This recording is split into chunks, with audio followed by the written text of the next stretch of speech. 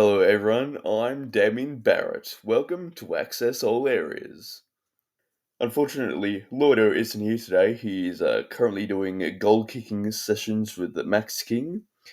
Of course, big part of the off season is the discussion about the AFL's future in regards to the amount of teams. Of course, with Tasmania coming in, that will bring the amount of will the teams it will count to 19 teams. This of course is a sickening, terrible proposition for the league.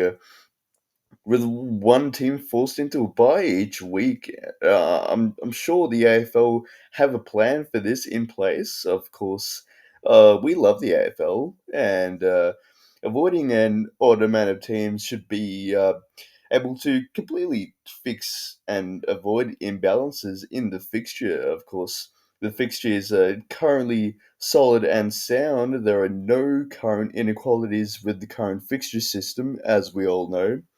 And of course, there are rumors going on about a potential 20th team, but in my opinion, that would be too many. You have these long suffering teams such as St Kilda, my beloved North Melbourne, and more teams would mean it would just be less likely for every other team to win. So, more teams would just be a real slap in the face to those teams. And you've really got to feel for those fans and the club. And yeah, anyway, the public and everyone just have to face the facts. I'm sure the AFL are thinking of a way to justify the exclusion of teams from the Northern Territory, Canberra, etc. The AFL a few months ago released a fan survey, and a shockingly low amount of only 18 people responded with the correct answer for no 20th AFL team.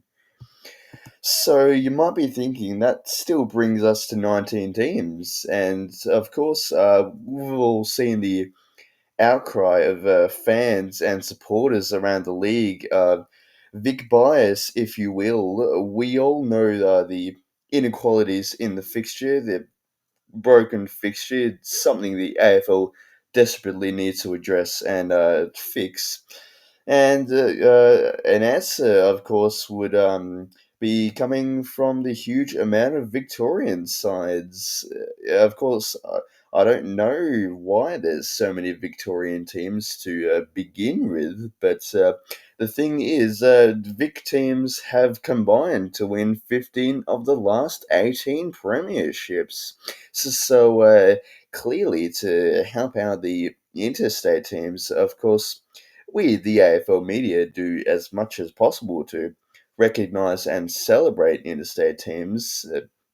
The answer is to lower the amount of clubs from Melbourne. It's pretty simple. So I had to think about this the other day, and I realised a sensible solution for the AFL, and that is to merge Carlton and Collingwood to become the Carlton Magpies. Now, I too am unsure why no one has thought of this before. Now, first of all, this will completely solve the issue of an even amount of teams, as said earlier. But you see, the main argument for this is to reduce crowd violence in the AFL. This is a topic I think. Wait, no, I am definitely passionate for. Of course, incidents at games have skyrocketed in recent years. So uniting Carlton and Collingwood, the two teams with the highest average home crowd numbers in the AFL, will significantly reduce violence between the two teams. Let me just repeat that. Carlton and Collingwood pull the highest crowds in the AFL. Don't you forget that. Another reason for the proposed merger is from the Guernsey clash between the two teams. It's just horrific, disgusting, and not acceptable to look at. As we have a look at the vision here, thanks to Lab Zero, we see Darcy Moore accidentally pass it to the opposition.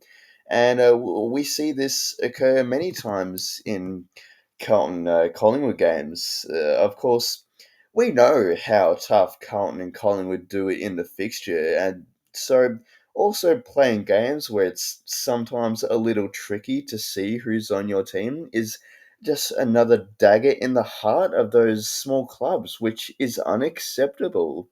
It's also hard on the vision impaired viewers of the AFL as well.